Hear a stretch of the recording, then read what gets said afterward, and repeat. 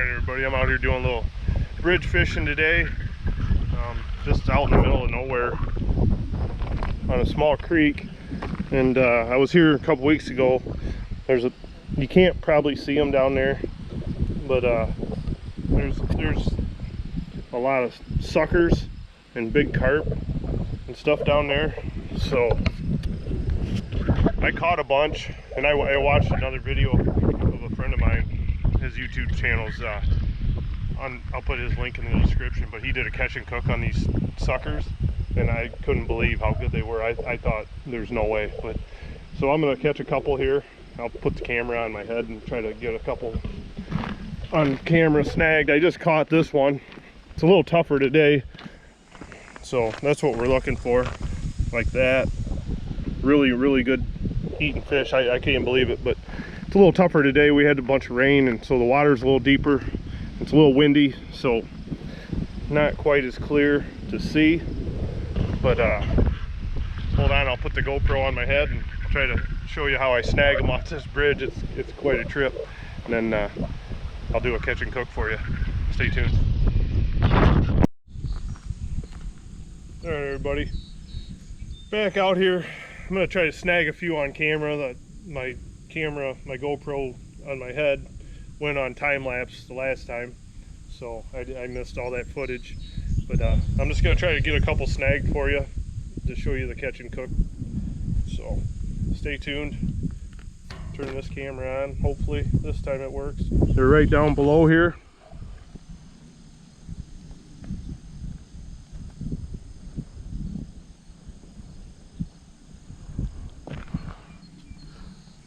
Kind of windy, so it's hard to get that down there. Oh, I got one right off the bat. Oh, he got off. That was crazy. Right off the bat, I snagged one.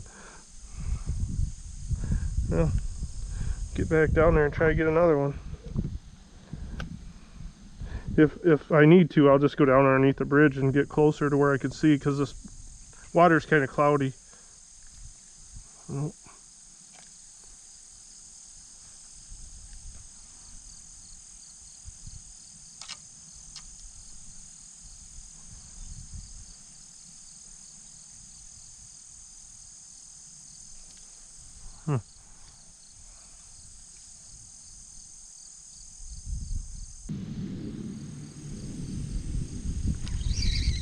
Alright. Oh, he got off again. Dang it.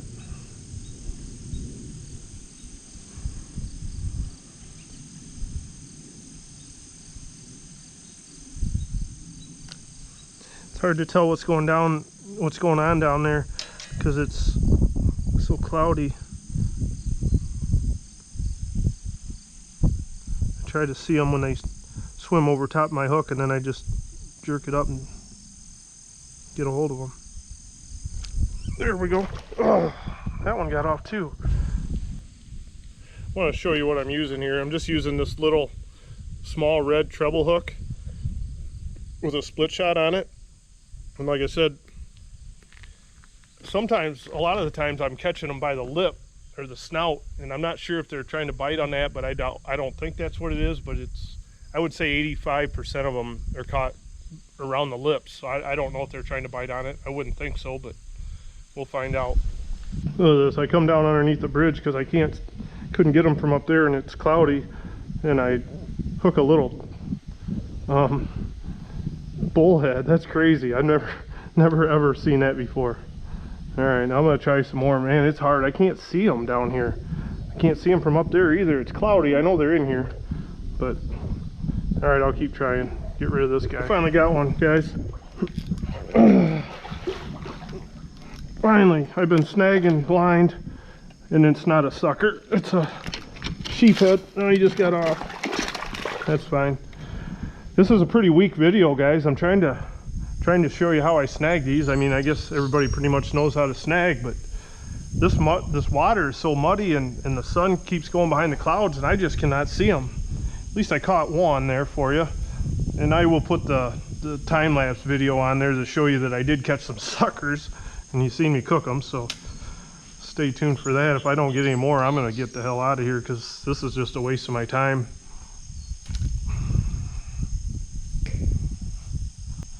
I see them down there. I see them when they roll. I can see the silver on their sides. But this is totally different from the last 2 times I've been down here. I mean, I could see them and just pinpoint which ones I wanted to snag. There we go. Oh, missed him.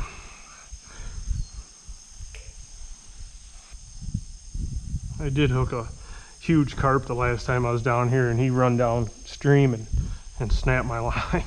He was big.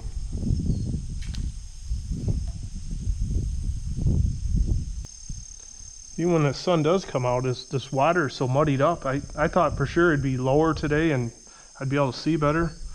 But as what always happens when the camera malfunctions, you think you can go back and redo it, and there we go. There we go. Oh, he got off. Damn it. Not the case, it seems. We're gonna try a little bit longer, and like I said, if I don't get one up to you, at least I showed you bringing one in, but you know, at least you'll get to see the cooking part. That's the part I really want to share with you. There we go. There we go. There we go. Oh, wow. That one was strong. He took, somehow or another, he pulled so hard he snapped the split shot right off of there. Well, I think I'm just going to call it, and I'll show you the cook part, the cleaning and the cooking part. I came to the other side of the bridge and I could see him down there, so I finally hooked one. Just want to show you how I hook them and pull them up this bridge, but that's another sheep head. All right, well, at least I got one complete catch on video this time. I'm going to try a little bit more, but we'll see. Thanks for watching. Stay tuned.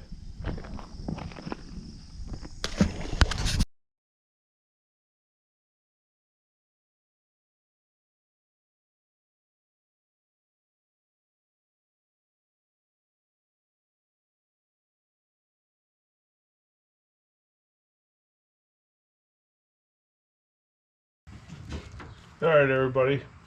I want to show you how I clean these suckers. I threw those other 2 back. I'm going to go back tomorrow and get some footage of me snagging these, because after I got done catching these, I realized that somehow or another my camera was on time lapse, so I lost all the footage. I hooked 6 fish. 2 of them weren't suckers, they were like a carp or something different, so I threw them back. But I'm going to show you right now how to clean these and cook them, and you won't be dissatisfied, trust me. These are some really good eating fish. So let me turn the camera down here and I'll show you how to clean them. So I put this plastic down on my tailgate, just to keep the scales cleaned up, so it ain't gonna be such a mess. But they're not that hard to clean or whatever. I got this butter knife. I don't know what it is. It's for cutting cheese or something, but it's got a serrated edge on it. I don't even have a scaler, but this thing works good. I mean, but you got to get these scales off. Sometimes it'll take them in big chunks. I just put it on the plastic, that way I can just ball this plastic up when I'm all done and throw it in the garbage. But if you don't go crazy with it, you know, where the scales ain't flying everywhere, you can get them cleaned up pretty quick. I mean, it's not hard to get them clean.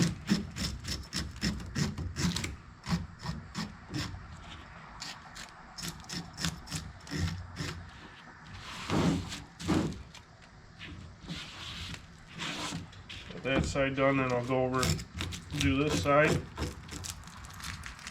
So I mean, if you can take it out in big chunks like that, that's how you want to do it.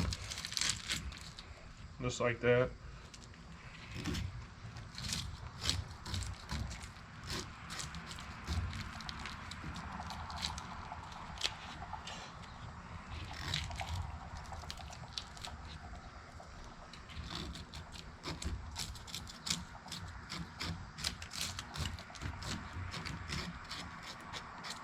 So once you get them all scaled, you want to leave that skin's going to stay on there, because that's going to help hold that fillet together when you cook it.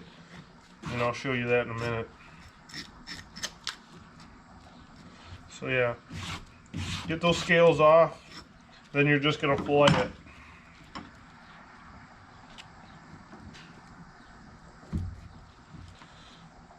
Just about like you would do any other fish, I guess, filleting. Cut down the back,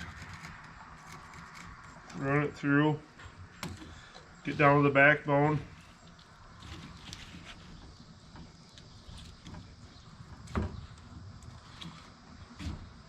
Come out at the tail and just come on out, because you're going to leave the skin on. You're not going to fillet that skin off. You're going to leave it on there. Come down here.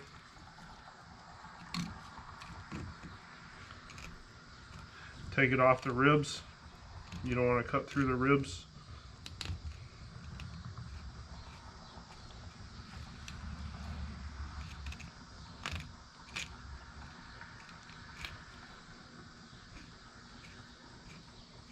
And it's really, really white meat. It's very good meat. Like I said, I just tried it a couple weeks ago, and I was 100% surprised on how good this was. Made me want to go catch some more. So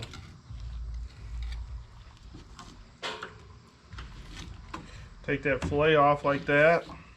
So now you're good. I mean, that's all you got to do. You want to leave that skin on, like I said, but then you're going to want to go back and take your knife and score down to that skin, because there's a lot of little bones in there. Go a quarter inch or maybe a little less and just score it down to that skin. And you're cutting through those bones so that whenever you bread this, yeah, I can hear them. I can hear them. Whenever you bread this and then you put it in the deep fryer, those little bones are just going to cut or cook right up, and you'll never notice they're even in there. I mean, I can hear them when I'm cutting through there.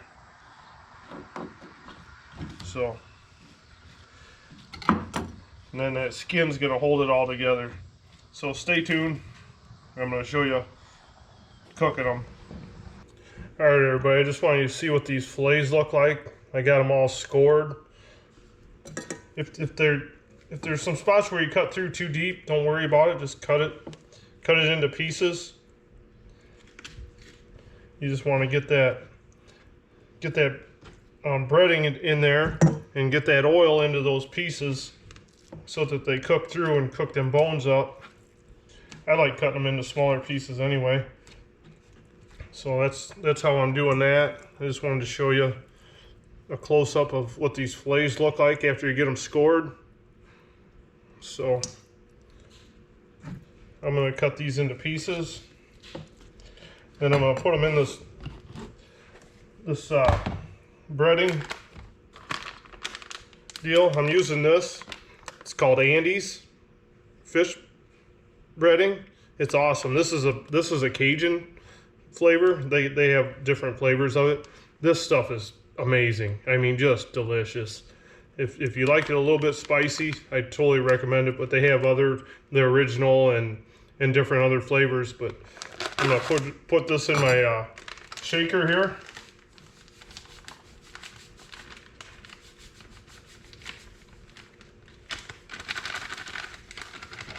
And that's all I'm gonna do. I learned this recipe from my friend, Me and You Outside. I'll put his link to his channel in the description of this video, because I would not be even doing this video if I wouldn't have seen him do this. But then he does a little bit differently than I do. He soaks them in an egg wash before he puts them in. I just do the dry batter, and I mean, the last time I did this, it was phenomenal. So just want to show you how I'm doing it, what kind of breading I'm using, the method I'm using to deep fry it. We'll take you outside. I'm going to get these in here, get them breaded, take you outside to the deep fryer, and show you what what it looks like cooking them, and then I'll do a taste test for you. But all right, everybody, just want to show you.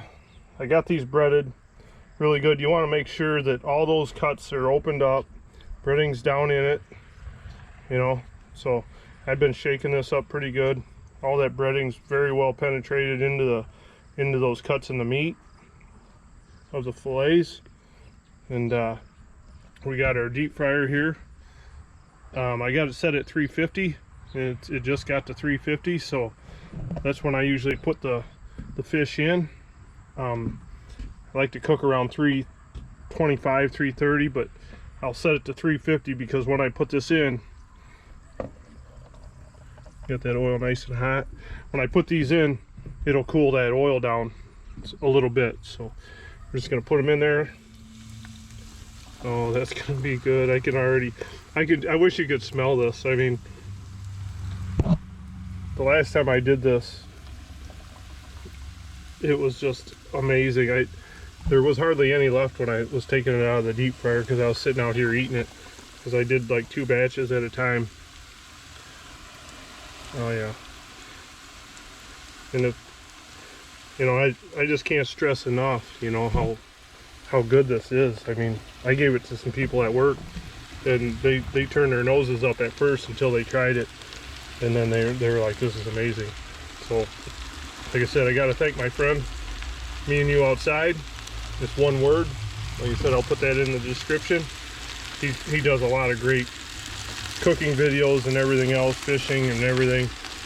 And he has his grandkids do a lot of the taste testing, so you know, and he stresses on there, he would never ever cook anything that would hurt one of his grandkids. So, and he let them eat this, and they all said the same thing. It was just delicious. So stay tuned.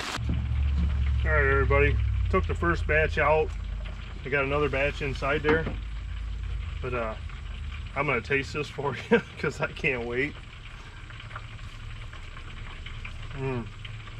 That is so good. See how it crisped up in between where I scored it? It's amazing, and there's no bones. I mean, it just cooks them right through. This whole pan might be gone before I get done cooking.